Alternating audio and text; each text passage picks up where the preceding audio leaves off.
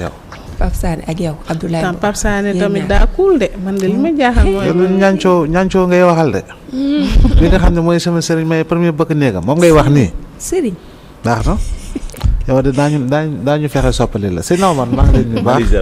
nuyu baax mama Khady. alhamdulilah ka ca micro boobu moom c'est-à-dire que naa ko xool rek. te jàll si leneen.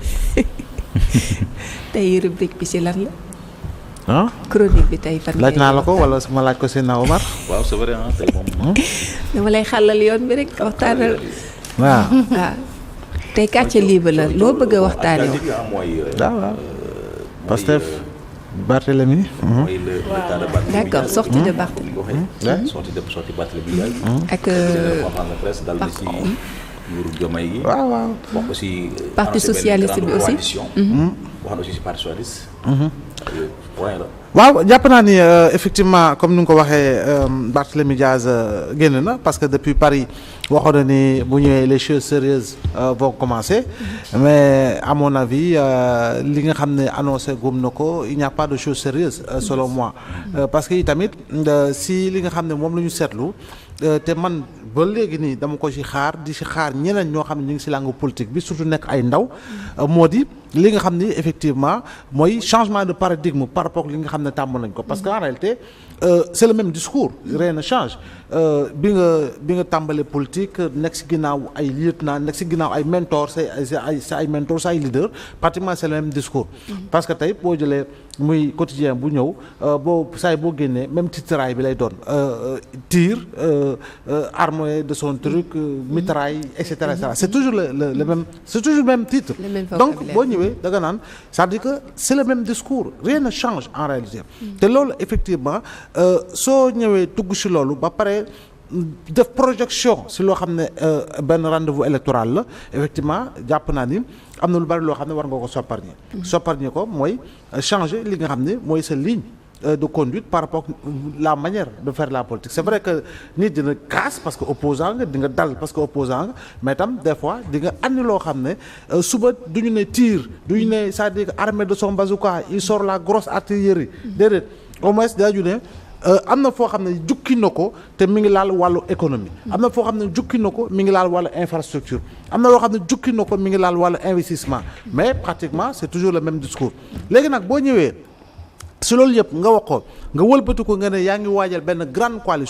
coalition oui am na loo xam ne jiitu na fi mooy FDR te c'est ancien mentor moo njëkk nekk président bi mooy di Khalifa Ababacar Sall gis nga FDR boobu ba tey amul loo xam ne teg na ko comme acte majeur si sur le plan politique lu tax en réalité ba te yow nga war a xalaat loolu bay teg coalition mooy le contexte ne s'y prête pas aujourd'hui il n'y a aucun événement majeur il n'y a aucune particularité il n'y a aucune situation bi tax nga war a mën a teg une coalition boo xam ne dafay créer les conditions d'une mobilisation citoyenne amul jamono ji ñu toll tey loo mën a wax ak loo mën a wax di nga andi débat sur waaw situation économique bi di nga andi débat si li nga xam ne mooy liggéey di werante no tay seen awar poste yi xaw na ndànkam xaw na rës et cetera di nga andi débat si li nga xam ne mooy yenn choix yi d'accord mais sur le plan politiquement ñu ngi koy waxatee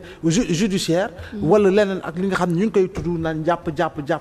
en réalité fait le décompte et tu te rendras compte si li nga xam ne moo di lim gi wala nit yi concerné maintenant daañu mën a waxtaanee loolu ndax lu ñu war a mën a sopp changer la mais amul lenn loo xam ne taxaw na loo xam ne tey boo nee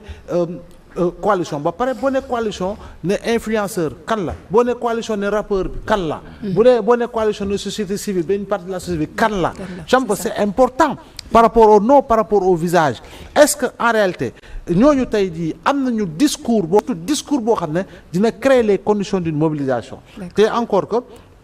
lépp looy teg sur le plan politique am na loo xam ne da nga koy séntu da nga koy saytu la ngay séntu di ko saytu nag mooy le temps bi dafa am lu ñuy wax li nga xam ne mooy climat température bi nag ci climat bi faw nga koy saytu waaye nag boo fekkee température nu ñu ko waxatee 20 degrés yaa ngi dégg 20 degré moo am wala 19 degré maag Seydina Omar xaar yi di yëg ni xaw na liw bay sol suñu kii yow nga ne non température bi noonu du 20 degré mi ngi 34 degré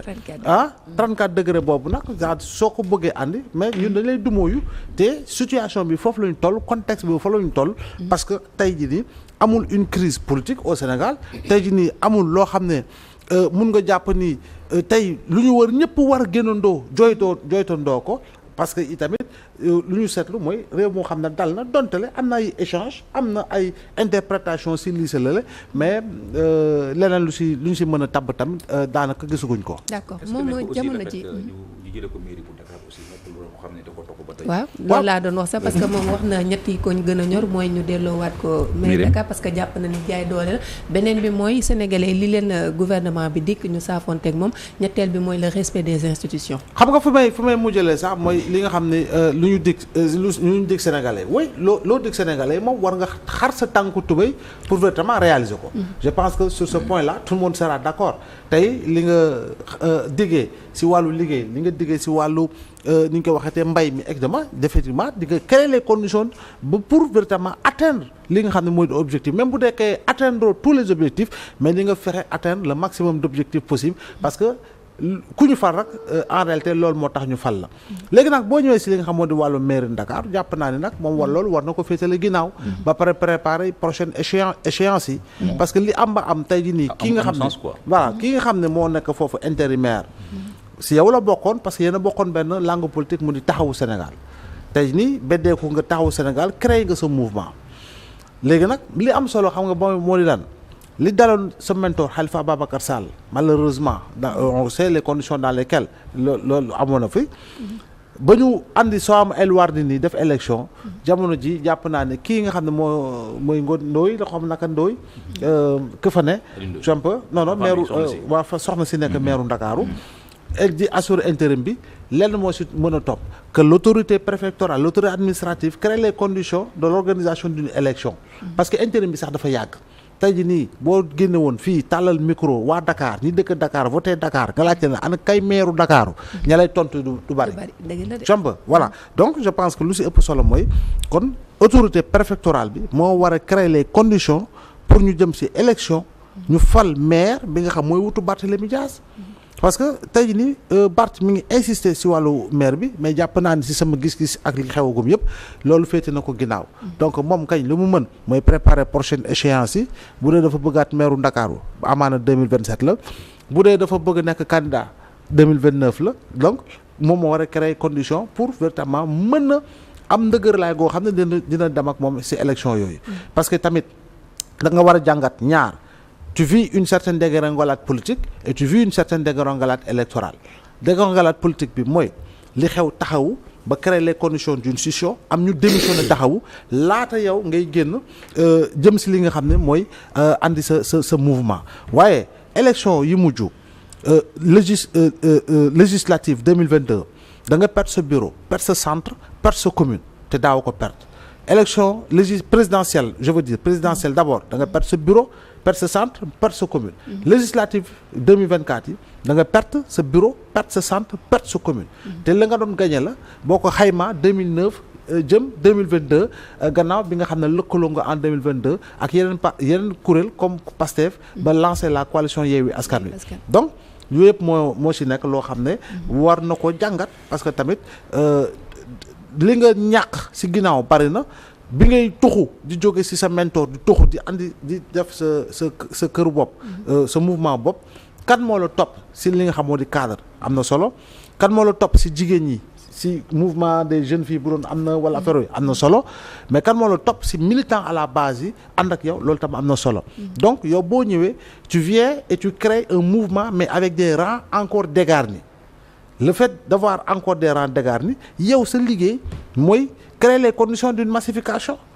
créer les conditions d'un recrutement si ay ñoom Seydina Omar boroom xam-xam ay cadre Cheikh Tidiane et cetera nga ñëw teg la sa wet nga xam ne effectivement bu ñu gëstoo daañu gis góor ak jigéen ñoo xam ne ay kàngam lañu si wàllu xalaat ak xam-xam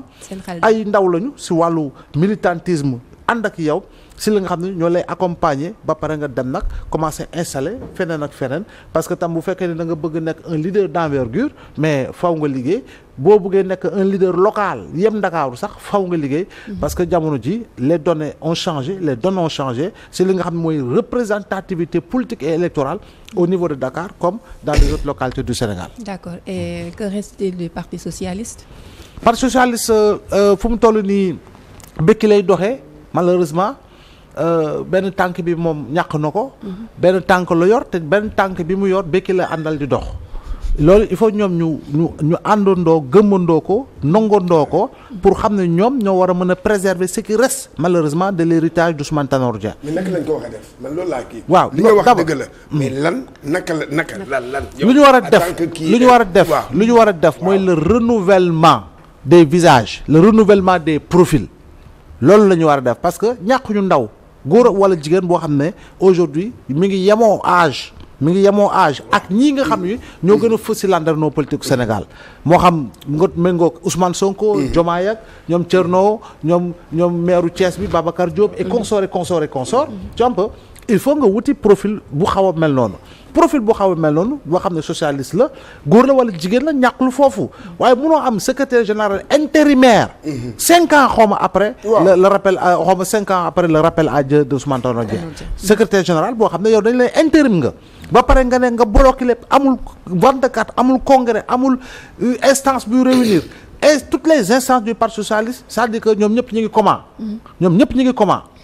yaa ngi dégg léeg-léeg nga dégg secrétariat exécutif secrétariat lan rek mooy def communiqué ak yu demee noonu te jamono yi si gi xaw nañoo yëngatu tuuti mais je dis encore une fois au sein du parti socialiste am na ay ndaw yoo xam ne tey jii mën nañu ñëwaat mais parti socialiste pour mu tabaxawaat ba nekk parti socialiste bu mu nekkoon loolu moom daanaka jàpp naa ni du yomb te daanaka xëy na féete nañu ginnaaw mais mën nga créer les conditions pour ñëwaat tey jii nii demal Assemblée nationale ana parti socialiste d'ailleurs Assemblée nationale ou le parti socialiste daanaka dara amatu ko comp dara am na ko tu fa lu tax parce que y a des choix politiques qui n'ont pas été bons tey jii nii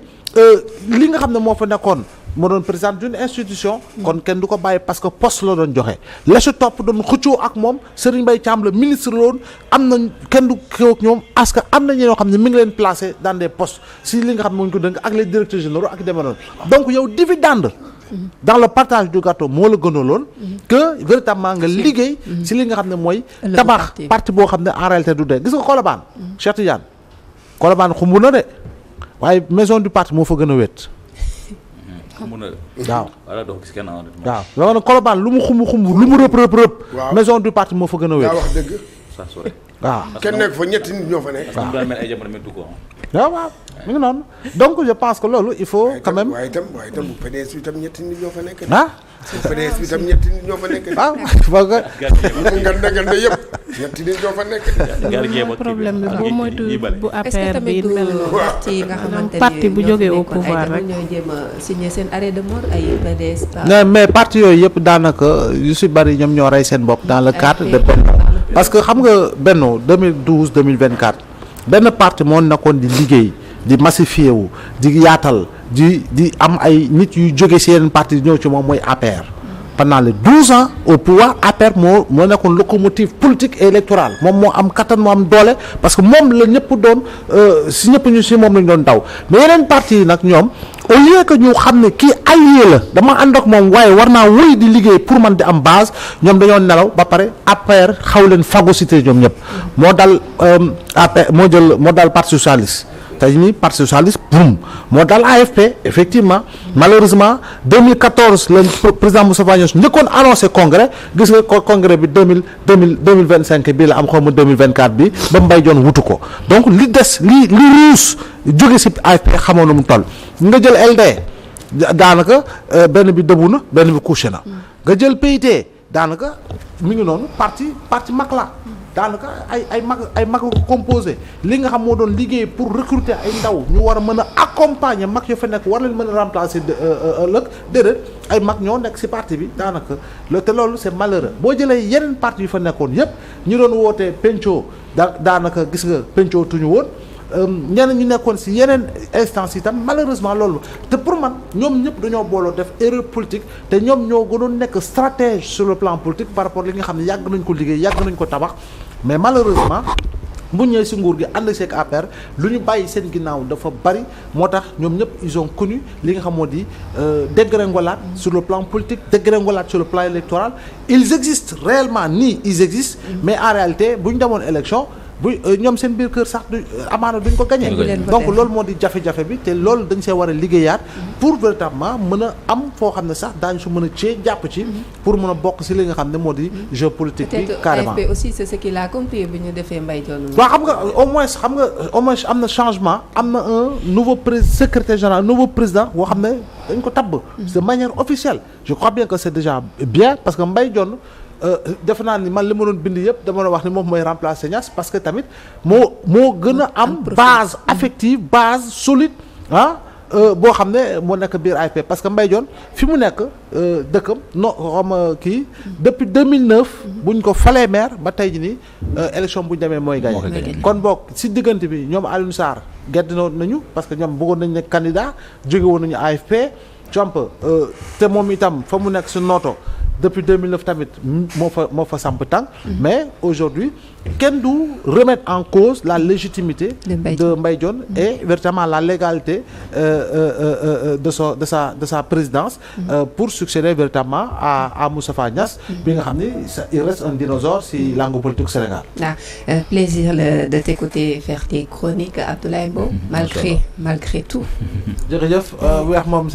moom Cheikh Tidiane moom xam na lu mu si wax maam Khady moom xam na ni weex wii solatuñ ko. moom jaaxal dem waaw te weex moom jàmm lañ ci xamoon. balaa ñu jaay jàmm laa pee laa woote bi weex meew la de. punchline. c'est que Mbow man j'ai